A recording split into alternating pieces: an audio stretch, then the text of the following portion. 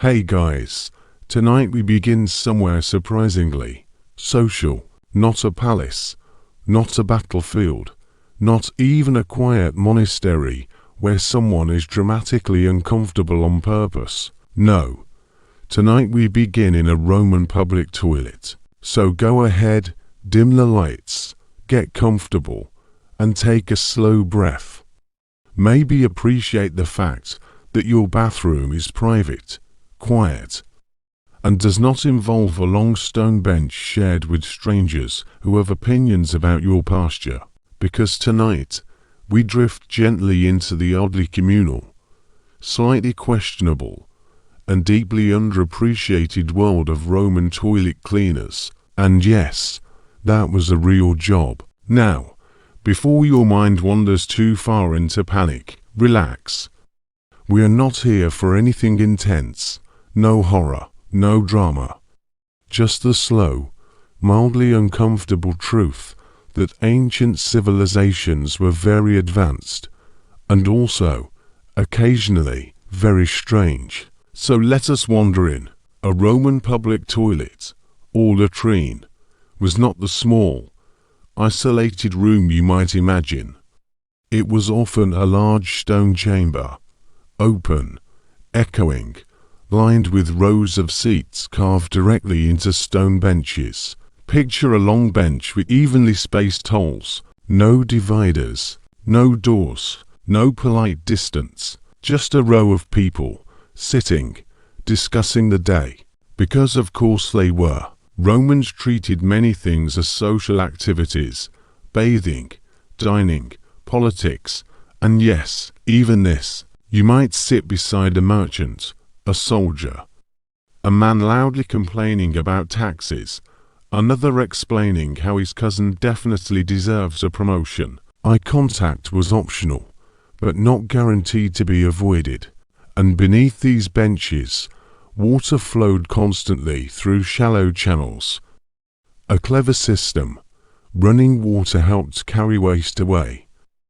A basic form of sanitation, efficient in a Roman sort of way. Now, you might be wondering, what about cleaning? Well, this is where things become interesting. Romans did not have toilet paper. Instead, they used something called a tessorium, which sounds elegant. It was not. It was a sponge attached to a stick. Yes, a sponge on a stick. And here is the detail that gently drifts us into mild discomfort. It was often shared. The sponge would be kept in a bucket of water, sometimes mixed with vinegar or salt. After use, it was rinsed, then returned, ready for the next person in line who was feeling optimistic. Hygiene, in this context, was more of a collective agreement than a guarantee. Now imagine being the person responsible for maintaining this system. Enter the Roman toilet cleaner, not a title people fought over. These individuals were often enslaved people, laborers, or those of very low social standing. Their job was to keep latrines functional, which meant cleaning the stone benches, managing the flow of water, removing blockages, and handling the general aftermath of daily Roman life. It was not glamorous, it was not poetic, but it was necessary. Unlike many essential jobs in history, it was done quietly, without much appreciation, while everyone else carried on important conversations about philosophy, bread prices. Now, let us slow down and imagine a typical morning. The sun rises over the city. Rome is already awake, vendors setting up stalls, carts rattling over stone roads, voices echoing through narrow streets, and somewhere, a toilet cleaner begins their day. They enter the latrine early, before it becomes too crowded. The air is not fresh, but familiar. They check the water channels, make sure they are flowing. If something is blocked, and something is always blocked, they deal with it. Because water systems, even Roman ones, have moods. They rinse the floors, scrub surfaces, replace or clean the sponges, adjust whatever needs adjusting so that, when the citizens arrive, the experience is as smooth as ancient engineering allows, which is to say, moderately smooth, and then the people come in, steady, casual, unbothered. They sit, they talk, they gesture while making points about politics, as if this is the most natural meeting place in the world, which, for them, it was. Meanwhile, the cleaner remains nearby, watching, waiting, maintaining order in a space that never truly rests, because a public toilet in Rome was not a quiet corner, it was busy, constant, alive with noise, conversation, and the gentle splash of running water doing its best. Now let us drift slightly outward, into Roman attitudes. Cleanliness mattered to Romans. They valued bathing. Public bathhouses were incredibly popular. People washed, relaxed, socialized, exercised, but their idea of cleanliness was different from ours. They focused on removing visible dirt, sweat, oil, surface grime. The invisible world of bacteria was not part of the conversation. So while Romans might spend time carefully cleaning their bodies with oils and scrapers, they were also perfectly comfortable sharing a sponge on a stick in a public space. Human logic has always been flexible, and the toilet cleaner existed right in the middle of this system, not celebrated, not discussed in grand speeches, but essential, because without them, the system fails. Water stops flowing, waste builds up. The pleasant social atmosphere becomes significantly less pleasant, and suddenly, even the most confident Roman philosopher starts reconsidering his life choices. So the cleaner works, day after day, managing a task most people prefer not to think about, which, honestly, has been the fate of sanitation workers across nearly all of history. Now, let us gently step into the quieter moments, the afternoon lull. Fewer visitors, softer light entering through high openings. The noise fades slightly. The cleaner sits for a moment, maybe eats a simple meal, bread, olives, something quick. Around them, stone walls hold the echoes of earlier conversations, arguments about grain prices, debates about politics, someone definitely explaining something incorrectly with great confidence. And through it all, this space continues doing its quiet, necessary work, carrying things away, keeping the city functioning. It is not glamorous, but it is strangely steady. And then evening comes, the flow slows, fewer visitors, the city begins to settle. The cleaner does one last round, checks the channels, clears what needs clearing, leaves the space ready for another day, because tomorrow it all begins again.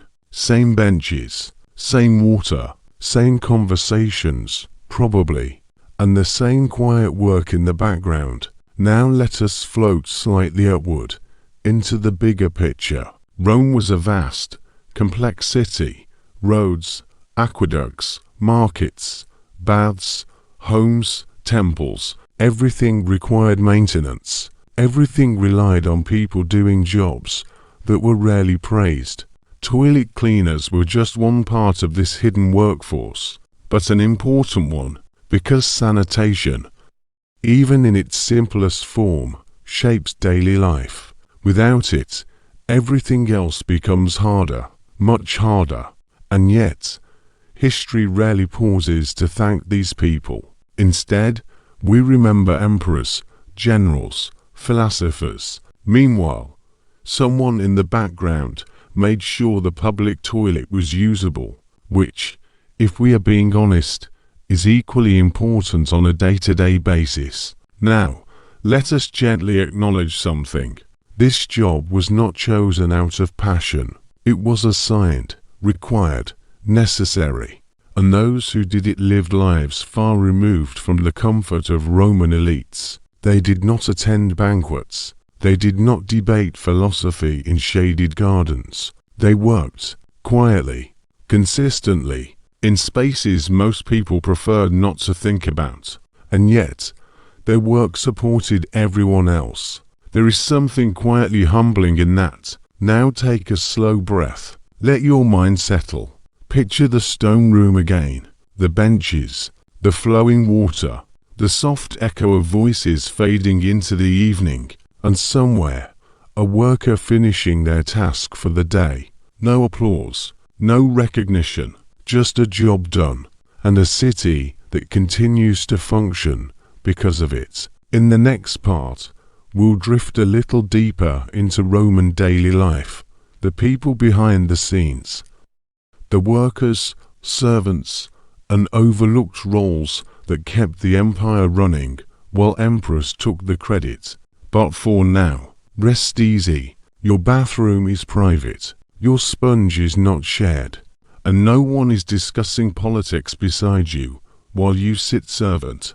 Hey guys, tonight we begin somewhere soft and slightly uncomfortable. Not uncomfortable in a dramatic way. No sudden shocks, no loud events. Just a quiet, slow realization that for most of history, comfort was something you served, not something you had. So dim the lights, loosen your shoulders, and settle into whatever soft arrangement you've managed to create for yourself. Your bed is probably level, your blanket is probably yours, and no one is going to wake you up at dawn to light a fire for someone more important. Already, you're doing quite well. Tonight, we drift into the long, steady world of medieval servants, the people who made castles function, who carried trays, cleaned rooms, dressed nobles, listened quietly, and existed just slightly out of focus while history talked about kings. Because kings, as it turns out, were not very good at running their own lives. So take a slow breath, and let's wander into the background.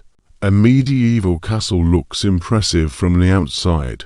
Tall towers, thick stone walls, flags moving gently in the wind, very dramatic. Inside, it was organized chaos, and at the center of that chaos were servants, not one or two, dozens, sometimes hundreds, all with roles, all with routines, all quietly holding together a system that would collapse within about 3 days if left to the nobility. Now, let's meet one of them, not a famous one. There are no statues, no portraits, no dramatic music swelling in the background, just a young servant, perhaps 14, maybe younger. Because childhood, in this context, was more of a suggestion. They wake early, very early, before the lord, before the lady, before the castle properly begins its day. The air is cold. Stone holds the night's chill with impressive dedication. The fire has died down.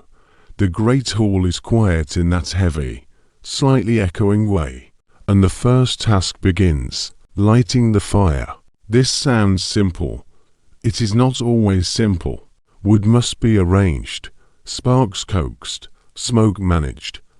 And all of this while still waking up, possibly still half dreaming about a life where mornings were optional. But the fire must be lit, because without it, everything slows. No warmth, no cooking, no comfort for those who expect it as a default setting.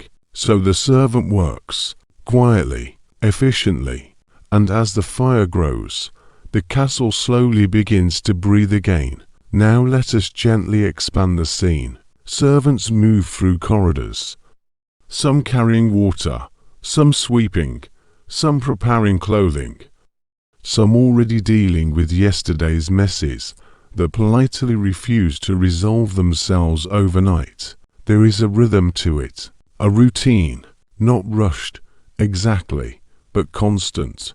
because the work never really ends. Now, here is something softly ironic. The richer the household, the more work it creates, because wealth comes with objects, clothes that need maintaining, rooms that need cleaning, meals that need preparing in impressive quantities, and people who expect everything to simply happen, which it does, because servants make it happen. Now let's float over to the kitchen, the heart of activity, warm, busy, slightly chaotic in a controlled way, large pots, open fires, chopping, stirring, carrying. The sound of knives on wood, the quiet hiss of cooking. Here, kitchen servants work with practiced movement. They prepare bread, chop vegetables, handle meat when available, manage timing, which is always slightly unpredictable because medieval ovens are not known for their precise temperature settings. A cook might be in charge, experienced, respected, in a quiet way, and under them, helpers, peeling, fetching water, carrying fuel, washing tools, because cleaning is constant. Dishes do not clean themselves. Surfaces do not reset politely. Everything must be done by hand, and it is done again and again. Now imagine the meals. For nobles, meals are events, large tables, multiple courses, presentation matters. Food arrives warm, arranged, appearing as if it simply materialized, which, from the noble's perspective, it basically did. But behind that calm moment is a small army of servants moving in coordination, carrying trays, navigating narrow passages, avoiding spills that would not be appreciated, and always aware of hierarchy. Because in this world, your position defines everything. Who speaks, who eats first, who stands, who waits. Now, let us gently shift to personal servants. These are the ones closest to the nobles. They assist with dressing, and medieval clothing is not simple. Layers, fastenings, fabrics that require careful handling. A noble wakes, and someone helps them become presentable, because apparently even getting dressed can be a group activity if you have enough status. And of course, it was. Now imagine this moment. A servant holding up garments, another adjusting fabric, someone else managing accessories, all while the noble perhaps discusses something entirely unrelated. Weather, politics, a mild complaint about last night's meal, because their day begins in comfort, and someone else ensures that comfort exists. Now let's drift into something quieter, the emotional space of servants, because here, things become subtle. Servants lived close to power, very close. They heard conversations, they saw moods, they noticed tensions, but they were not part of it. They existed just beside it, listening, but not speaking, present, but not included. And this creates a certain, careful way of living. You learn when to move, when to be invisible, when to speak briefly, when to disappear entirely. It is a skill, and those who master it survive more comfortably than those who don't. Now let's float over to sleeping arrangements, because after all this work, rest does come, eventually. Servants rarely had private rooms. They slept in shared spaces, on pallets, on straw, on simple bedding, sometimes near kitchens, sometimes in corridors, sometimes in small servant quarters tucked into corners of the castle. Warmth depended on location, comfort depended on status, and privacy was minimal. But exhaustion helps. When you've worked all day, even a rough surface begins to feel acceptable, and sleep arrives quietly. Now, let's gently introduce a slightly different servant, the stable worker. Because castles had animals, horses, important ones, these workers spent their days outside more often, feeding, grooming, cleaning stables. The smell, persistent. The work, physical, but also steady. Animals follow patterns, and sometimes that is easier than navigating human hierarchy.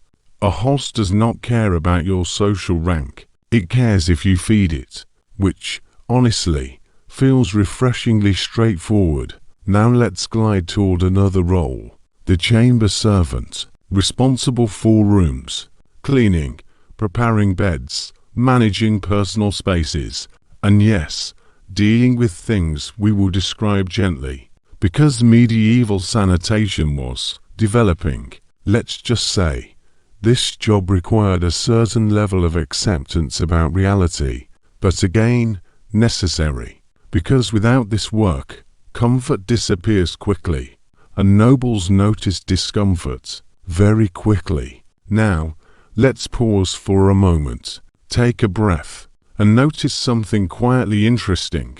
Servants made everything work: the warmth, the meals, the clothing, the order, and yet, they are rarely the focus of history. We remember kings, queens, wars, but the people who ensured that daily life continued remain mostly unnamed, which is why tonight we sit with them for a while. Now, let's float gently into personality, because servants were not just background figures. They had humor, opinions, friendships, small rivalries, inside jokes whispered in kitchens, glances exchanged across rooms, moments of laughter when the nobles were not looking, because no matter the time period, people remain people, even in service, especially in service. Now, let's move into evening. The day slows, meals are finished, dishes cleaned, fires adjusted, rooms prepared for night. Servants move more quietly now, steps softer, voices lower. The castle settles, and slowly, one by one, tasks end. Not all at once, but gradually, like a long exhale. And finally, rest. Simple, earned, not luxurious, but enough. Now as we sit in this quiet moment, think about the contrast. Above, nobles in layered beds, curtains drawn, blankets thick. Below are servants on straw, wrapped in cloaks, sharing space. Same building, different worlds, existing side by side. And somehow, this was considered normal, which, in a sleepy historical way, it was. In the next part, we'll drift deeper into the personal lives of servants, their relationships, marriages, small freedoms, and the quiet ways they shaped the world from behind the scenes. But for now, rest easy. You are not waking up at dawn to light someone else's fire, and no one is asking you to lace 12 layers of clothing before breakfast, which, historically speaking, hey guys, tonight we begin somewhere very still, not silent. Exactly. There is always a faint sound if you listen closely. The soft brushing of tools, the scrape of stone, the low murmur of voices carried gently across dry air, but mostly still. So dim the lights, settle into something comfortable, and let your breathing slow down. Tonight, we drift into ancient Egypt, not the grand version with golden masks and dramatic music. The quieter version, the one behind the scenes. Because while pharaohs were busy becoming eternal, someone had to build eternity for them, and those people were the tomb workers. So take a slow breath, and let's wander into the desert. The sun is already up. Of course it is. In Egypt, the sun is very committed to its job. It rises with confidence. It settles over the land like a permanent decision.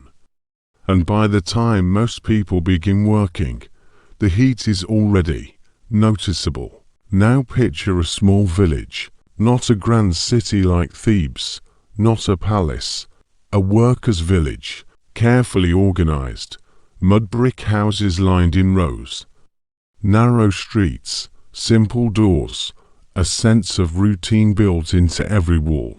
This is where the tomb workers lived, men who carved, painted, measured, lifted, polished, and quietly shaped the afterlife of kings. Their community was unusual, because unlike many laborers in history, these workers were skilled, highly skilled, artists, craftsmen, specialists. They knew how to cut stone with precision, how to paint walls that would last for centuries, how to inscribe texts that guided souls through the afterlife. Not casual knowledge, very specific knowledge, and because of that, they were valued, not wealthy, but stable, which, historically speaking, is already quite impressive. Now let's meet one of them, a worker, maybe in his 30s, which, at the time, suggests experience.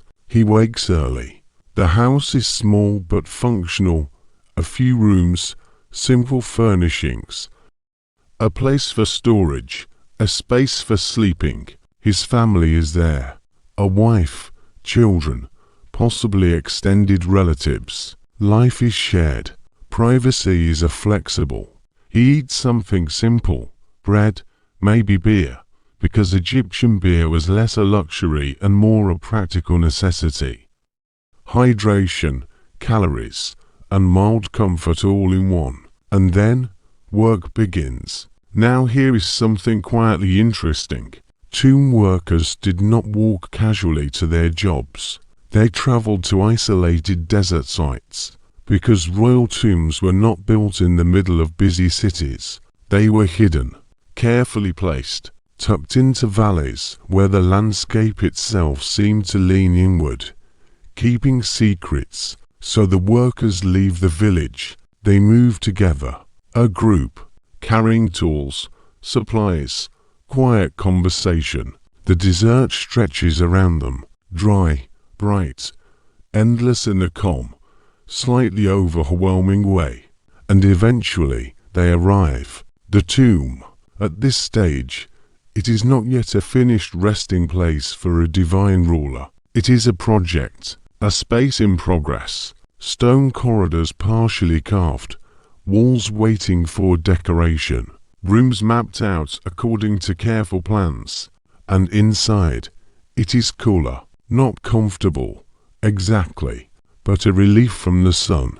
Now the work begins, slow, precise, measured, because this is not just construction, this is preparation for eternity. Every wall matters, every carving matters. Every line of text must be correct, because the belief system is clear. The afterlife depends on this, so no pressure. Now imagine the worker with his tools. Chisel, hammer. The sound is steady. Tap, tap, tap.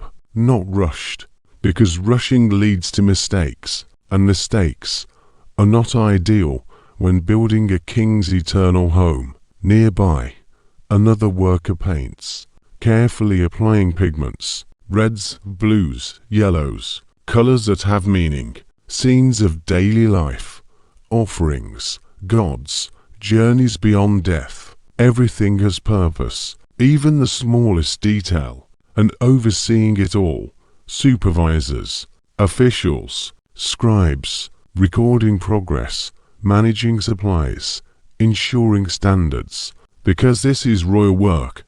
And royal work must be correct. Now let's gently drift into something more human. The rhythm of the day. Work continues, then pauses, then continues again. There are breaks. Food is eaten. Water is shared. Jokes are made. Because even in the presence of eternity, people remain people. Someone complains about the heat. Someone else laughs. Someone quietly wishes they were somewhere cooler, which, honestly, is most of them. Now here is something quietly fascinating. These workers were literate at higher rates than many other laborers. Some could read and write. Some even left behind notes, graffiti, almost, little messages scratched into stone, names, comments, moments of presence. It is a strange feeling to imagine someone thousands of years ago pausing during work and leaving a small mark that says, in its own way, I was here. Now let's drift toward their living conditions again, because after work, they return, back through the desert, back to the village. The sun begins to lower, the heat softens slightly, and the community comes back to life. Families gather, meals are prepared, children move through the streets, voices rise, laughter appears, because despite the seriousness of their work, life continues normally, and this is where things become quietly meaningful. These workers were not isolated individuals. They were part of a tight community. They lived together, worked together, shared challenges, shared routines, shared small joys, and occasionally shared complaints. Now let's gently glide into one of those complaints, because yes, even ancient Egyptian tomb workers had issues with management. There are records of strikes, actual strikes, workers stopping work because they were not being paid properly, which feels surprisingly modern. Imagine that, thousands of years ago, someone saying, no, I will not continue carving eternity until I receive my grain ration. Reasonable, very reasonable. These were not silent laborers accepting everything. They negotiated, they pushed back, in their own quiet, organized way, which adds a gentle layer of personality to the story. Now let's float slightly upward.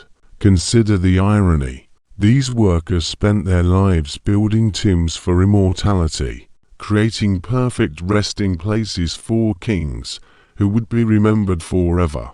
And yet, their own lives were far simpler. No grand tombs, no elaborate burial chambers, just ordinary graves, modest markers, memory carried mostly through the work they left behind. It is a quiet contrast. A king lies surrounded by gold, a worker lies with far less, but the tomb, the paintings, the carvings, those exist because of the worker, which, in a slow and thoughtful way, balances things slightly. Now let's return to the evening. The village settles, fires are lit, food is shared, stories are told, perhaps about the day's work, perhaps about something entirely unrelated, because even in a community built around death, life continues, and people need lightness.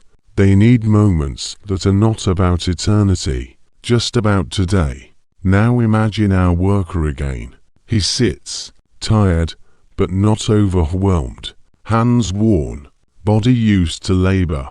He eats, listens, maybe smiles at something small, a child saying something unexpected, a neighbor exaggerating a story, a moment of normal life. And then, night, sleep comes, simple, earned, not luxurious, but steady.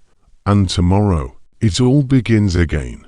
The walk, the work, the quiet shaping of stone, the creation of something meant to last forever.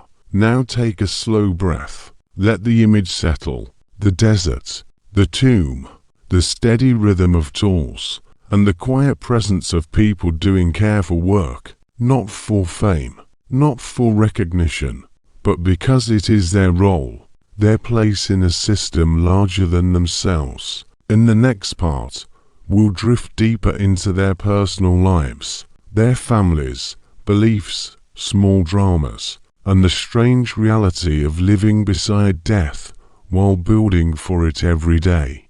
But for now, rest easy. You are not carving stone under a desert sun, and no one is asking you to prepare eternity before breakfast, which, in its own calm way. Hey guys, tonight we begin on a road that never quite ends. Not a dramatic road with armies marching or banners waving, just a long, slightly uneven stretch of dirt that seems to continue out of obligation rather than enthusiasm. So dim the lights, settle into your very modern and very stable surroundings, and let your shoulders drop a little. Tonight, we drift into the quiet, persistent world of castle messengers, the people who carried words across distance, the human version of a notification system, except slower, colder, and occasionally chased by weather. Take a slow breath, and let's begin walking. A castle messenger wakes early. Of course he does. Everyone in history wakes early, as if sleeping in were a crime punishable by mild disappointment from the universe. The room is simple, shared, most likely, a blanket that has seen better centuries, a floor that is still very much a floor. He sits up, already aware that the day will involve movement, a lot of it, because a messenger's life is measured not in hours, but in miles. There is a letter waiting.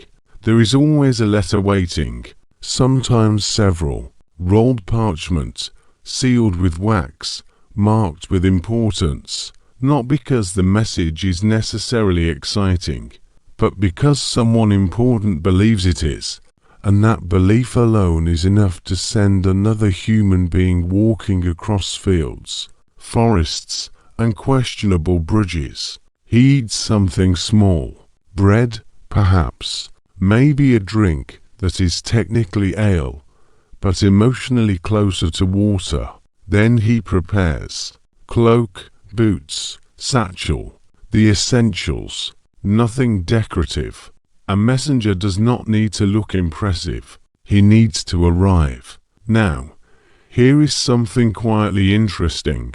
The message itself is often unknown to the person carrying it, sealed, private, important, in a way that does not include him.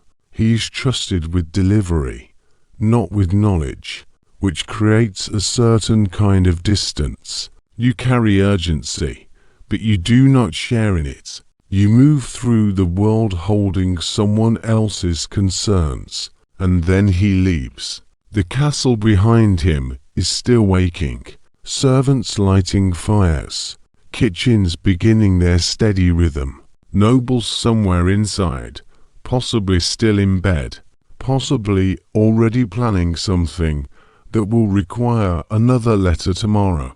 The messenger steps beyond the walls, and the world opens up. Fields stretch outward, villages appear and disappear, roads become paths, paths become suggestions. The ground changes underfoot, dry here, mud there, occasionally something in between that feels personally insulting, and he walks. Hours pass quietly, the rhythm is steady, step, step, step. The mind drifts, thoughts come and go. Maybe he thinks about the message, wonders if it is urgent, wonders if someone is waiting anxiously at the other end, wonders if any of this really requires such speed, but continues anyway, because wondering does not reduce distance. Weather participates, of course, because weather always participates. Sun when you would prefer clouds, rain when you would prefer anything else, wine that seems to exist purely to test commitment. A messenger learns not to argue with it. You cannot negotiate with rain. It arrives, stays briefly, and leaves without apology. Now imagine the arrival at a village along the way. A brief stop, a place to drink water, maybe exchange a few words. Messengers often carried news as well as letters. Even if unofficially, information travels with people. A passing comment, a rumor, a quiet mention of something happening elsewhere. Villagers absorb these fragments and turn them into stories. Then he moves on. Because stopping is temporary, the road is permanent. Let's float over to another messenger. Because there are many, always many, different routes, different destinations, some carrying royal commands, some delivering personal letters, some moving between castles, others between towns, others to places that feel like they exist mostly to justify the existence of roads. This one rides a horse, a small upgrade, you might think, and yes, it is faster. But it also introduces new complications. Horses need care, rest, attention, and occasionally decide they have opinions about direction, which can slow things down in a very personal way. He rides through forested paths, light filtering through trees, the sound of hooves mixing with birds that seem entirely unconcerned with human urgency. The forest has its own pace. It does not hurry for messages. It simply exists, calmly, as if centuries are just another afternoon.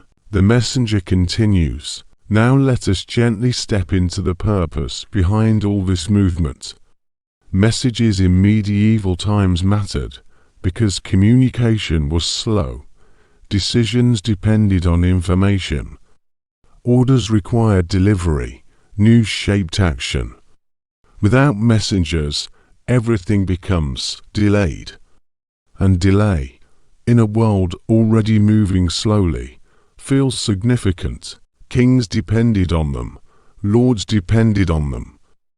Officials, merchants, even families depended on them. A letter might arrange a marriage, resolve a dispute, confirm a shipment, or simply say, "We are well," which, honestly, is a comforting message in any century. And yet, the person carrying this moment of connection remains mostly unnoticed. He arrives at a castle. The gates open. Eventually, guards check him, ask questions, look at the seal, because entry requires justification. A messenger provides it with quiet patience. He has done this before, many times. Inside, the castle feels familiar and distant at the same time. Movement everywhere, servants passing, voices echoing.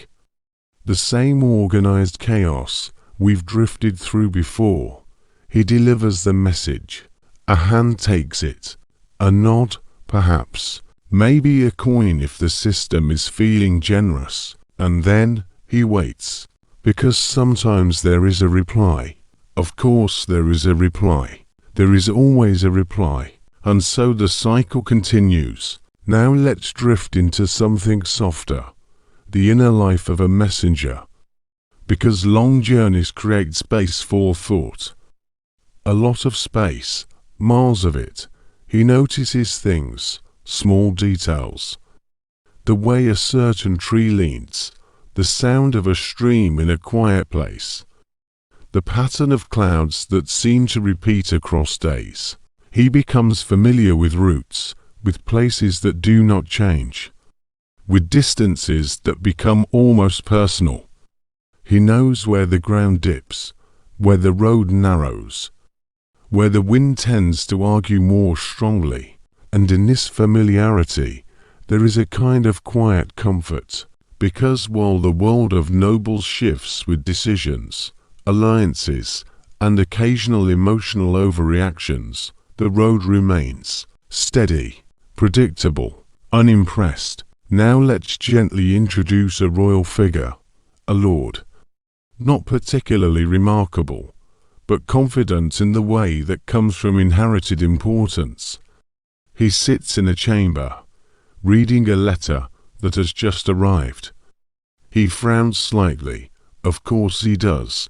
Letters often contain problems. He dictates a response, carefully worded, measured, possibly slightly passive-aggressive, because humans have always enjoyed that. The letter is sealed and handed to the messenger, who receives it without comment, because this is the exchange.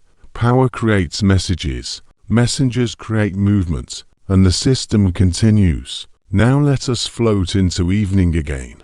The messenger finds shelter, an inn, if one is available, a stable, a corner of a shared space. Comfort is relative, but rest is necessary. He sits, eats something simple, listens to conversations around him, stories from travelers, complaints, jokes, the universal human habit of explaining things slightly incorrectly, but with great confidence. He says little, because tomorrow he walks again, and then sleep. Not luxurious, but enough. Now take a slow breath, let the image settle. A figure on a long road, carrying words that are not his, moving between places that will remember the message, but not the messenger. And yet, without him, nothing moves, nothing connects, nothing arrives. It is a quiet kind of importance. In the next part, we'll drift deeper into the lives of these traveling figures. The dangers, the strange encounters, the odd privileges, and the very human ways they navigated a world that was always just a little too large to cross comfortably.